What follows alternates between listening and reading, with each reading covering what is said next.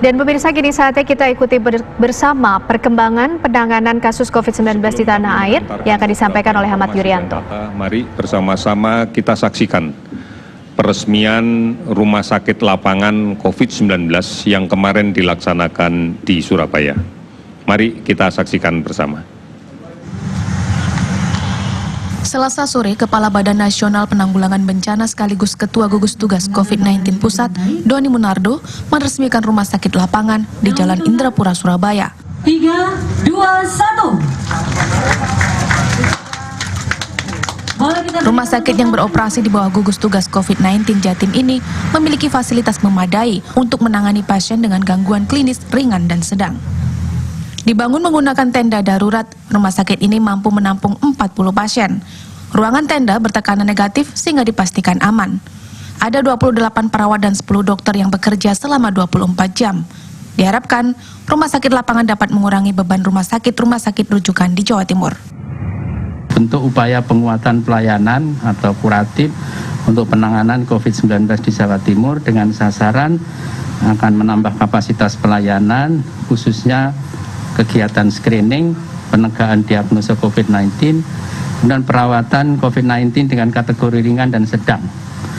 Kita dedikasikan untuk tahap ini adalah yang 200 sampai 300 tempat tidur, nanti melihat fluktuasi dari kasus di Jawa Timur.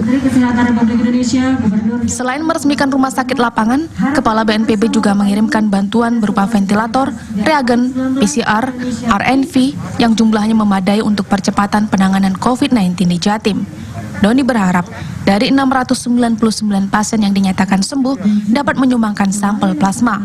Sementara masyarakat diminta disiplin menerapkan protokol COVID-19. Disiplin terhadap protokol kesehatan itu adalah langkah kita semua untuk bisa selamat. Dan selama COVID ini berlangsung, protokol kesehatan harus menjadi jargon kita. Protokol kesehatan harus jadi harga mati. Hanya dengan inilah kita dapat mengurangi risiko. Rumah sakit lapangan dukungan dari BNPB ini rencananya akan beroperasi selama 1 tahun dan menambah kapasitas tempat tidur. Dengan memanfaatkan bangunan di Gedung Museum Kesehatan Jalan Indrapura, diharapkan kapasitas bertambah hingga 500 tempat tidur. Tim Liputan, CNN Indonesia, Surabaya, Jawa Timur. Saudara-saudara, itu tadi kita ikuti bersama-sama peresmian rumah sakit lapangan COVID-19 di Surabaya.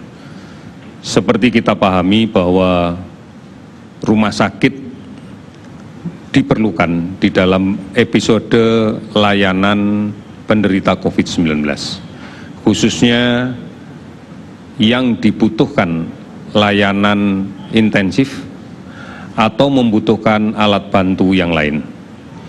Namun ini bukan gambaran yang terbesar dari penderita COVID-19.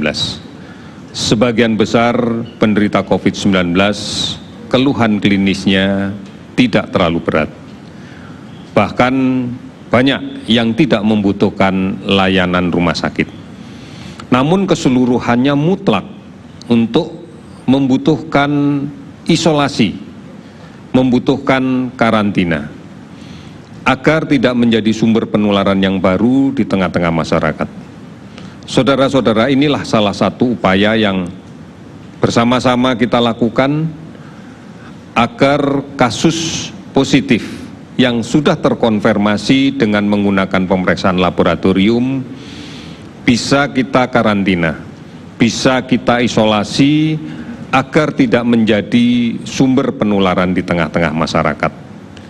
Di samping kita memang juga mengharuskan semua masyarakat untuk mewaspadai agar tidak tertular.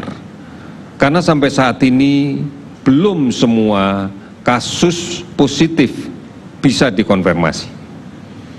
Kalaupun terkonfirmasi, tidak seluruhnya harus dirawat di rumah sakit. Oleh karena itu, menjaga jarak adalah cara yang paling baik bagi kita untuk menghindarkan diri dari kemungkinan tertular. Dan juga mengurangi kemungkinan menularkan bagi orang yang membawa virus ini. Menjaga jarak menjadi penting, setidak-tidaknya lebih dari 1,5 meter. Ini memerlukan kesungguhan kita. Karena kalau kemudian keyakinan kita untuk aman dengan cara menjaga jarak, pasti kita akan bisa menghilangkan kerumunan orang. Kalau semuanya mau tetap konsisten menjaga jarak, maka kerumunan tidak akan terjadi.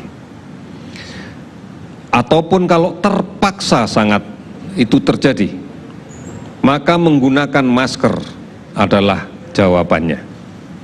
Saudara-saudara, tahapan kita sekarang, kita harus mulai merubah cara kehidupan kita, tidak lagi kemudian menggunakan cara-cara yang telah kita lakukan pada saat sebelum ada pandemi. Kita sudah harus mulai membiasakan diri untuk menjaga jarak, membiasakan diri untuk menggunakan masker saat berada di luar rumah, membiasakan diri untuk rajin mencuci tangan dengan menggunakan sabun dengan air yang mengalir. Kebiasaan-kebiasaan inilah yang kemudian kita kenal sebagai protokol kesehatan dalam rangka menghadapi COVID-19.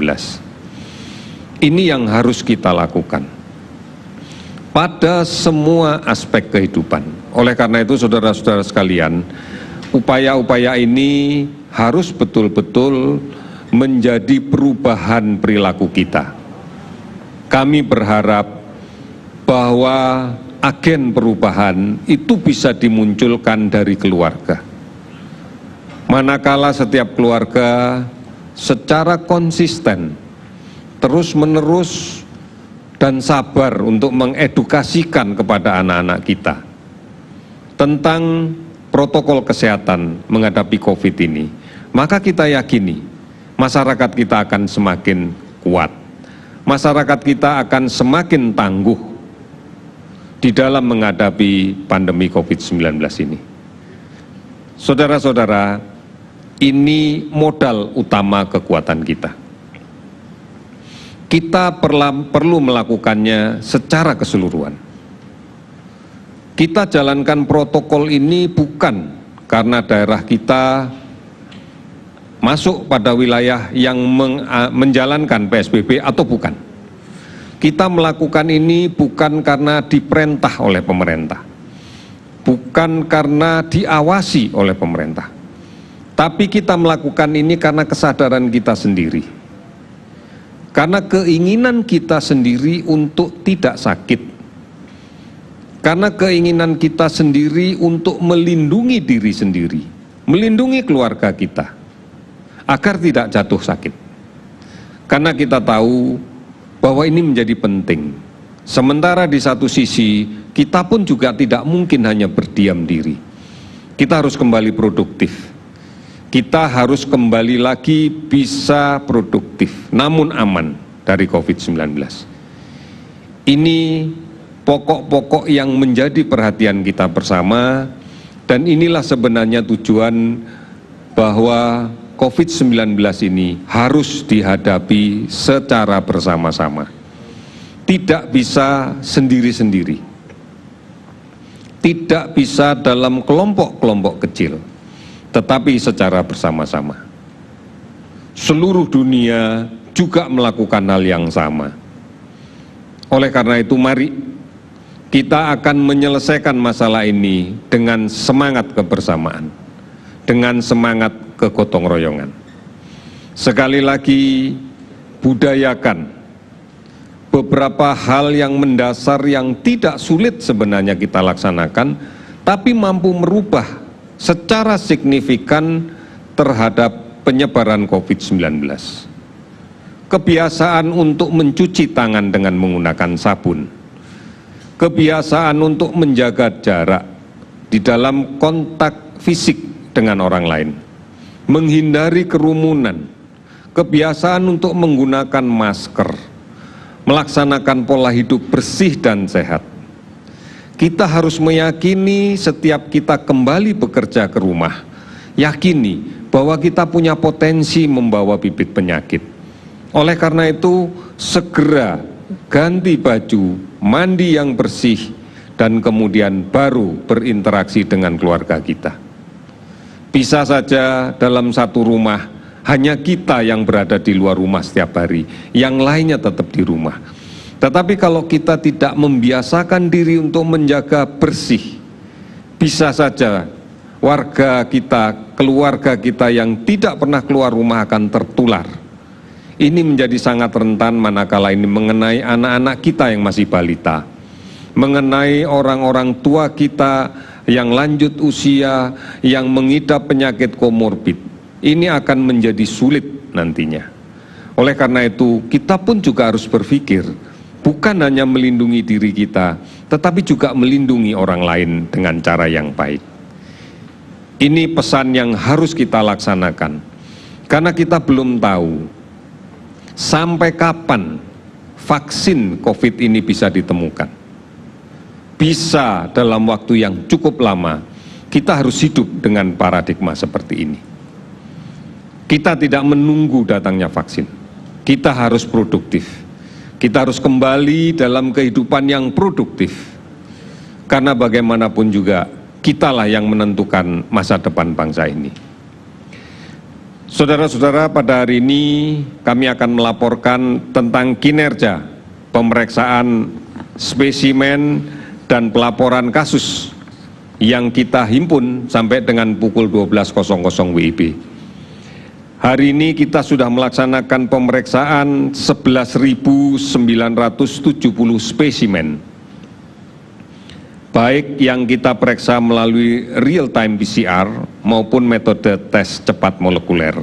Seluruhnya sudah bisa kita verifikasi. Sehingga total yang kita periksa sampai dengan saat ini adalah sebanyak 354.434 spesimen. Dari pemeriksaan ini kita mendapatkan kasus konfirmasi positif sebanyak 684, sehingga totalnya menjadi 28.233. Kalau kemudian kita breakdown lebih lanjut, maka sekarang ini jumlah tertinggi kita dapatkan dari hasil pemeriksaan di Jawa Timur, sebanyak 183, meskipun dibanding dengan kemarin ini ada penurunan. Kemudian DKI 82 kasus dibanding dengan kemarin meningkat. Banten 71 kasus dibanding dengan kemarin juga meningkat. Kalimantan Selatan 64 kasus, ini juga meningkat dibanding kemarin. Papua 39 kasus, ini menurun dibanding kemarin. Saudara-saudara, kalau kemudian kita bandingkan dengan yang sembuh, 471 orang dilaporkan sembuh hari ini, sehingga totalnya menjadi 8.406. Kalau kemudian kita lihat Jawa Timur yang kasus positif tertinggi sebanyak 183, namun kita lihat yang sembuh hari ini adalah 100 orang. Kemudian DKI meningkat 82 orang positif baru, tetapi jumlah pasien sembuh hari ini adalah 187 orang.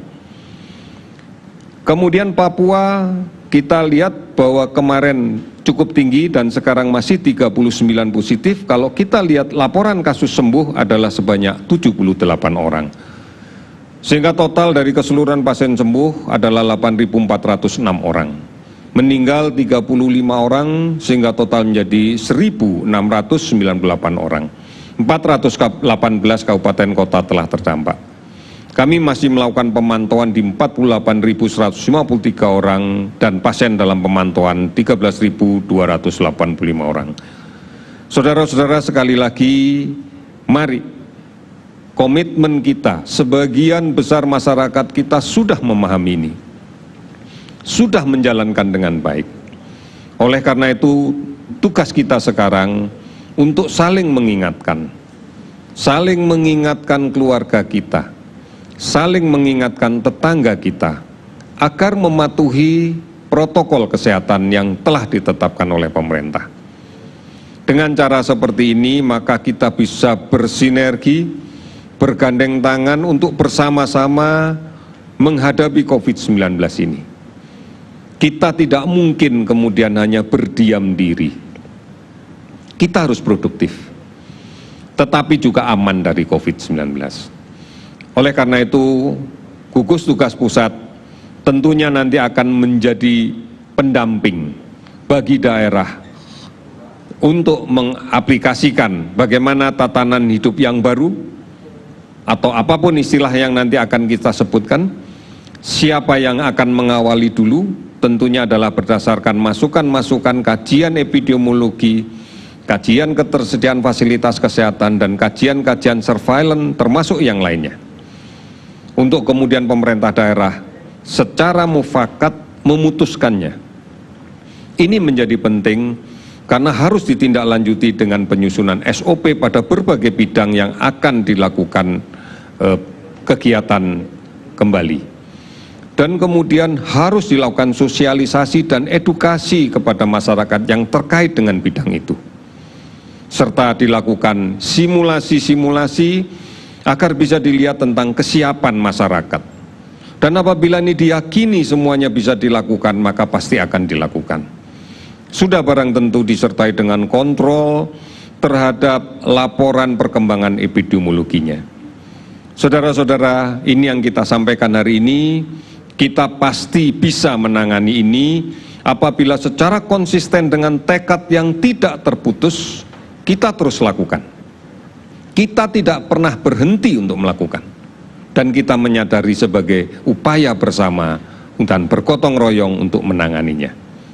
Kita pasti bisa, Indonesia pasti bisa. Terima kasih, selamat sore.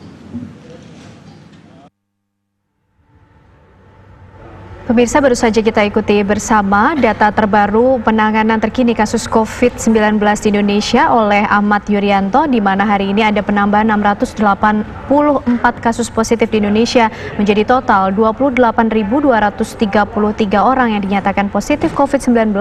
Kemudian ada juga 471 orang yang hari ini dinyatakan sembuh dari COVID-19, menjadi total 8.406 orang, serta ada penambahan 35 kasus meninggal dunia karena COVID-19 hari ini menjadi total 1.698. Masih ada pula 48.153 orang dalam pemantauan serta 13.285 pasien dalam pengawasan, di mana kasus COVID-19 ini ditemukan di 418 kabupaten atau kota di 34 provinsi Indonesia. Pemirsa, kami masih akan kembali hadir untuk Anda sesaat lagi.